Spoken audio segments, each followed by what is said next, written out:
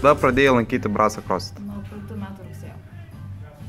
Pirma pažintis su CrossFitu buvo prieš 4 metus Meksikoje. Tiesiog turėjau vieną draugą, kuris turėjo CrossFit klubą ir pakvietė išbandyti.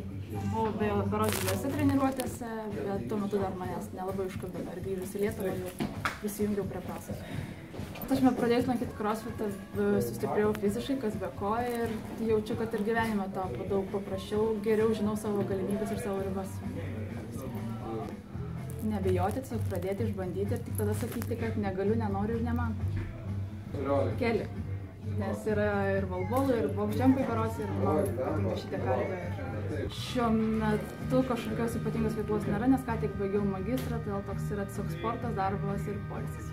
Iš esmės, kiekvieną dieną vis padarau kažką naujo, vis daugiau, pritūpiu su daugiau svorio, bet turbūt labiausiai didžiuojas, kad atsispaudimus galiu daryti pilnus. Aišku, ne 100 iš eilės, bet daugiau padarau ir tiesiog tas stiprėjimas visiškai tai yra kasdieną vis naujas pasiekimas. Kiekvieną dieną vis pamatai, kad daug gali padaryti daug.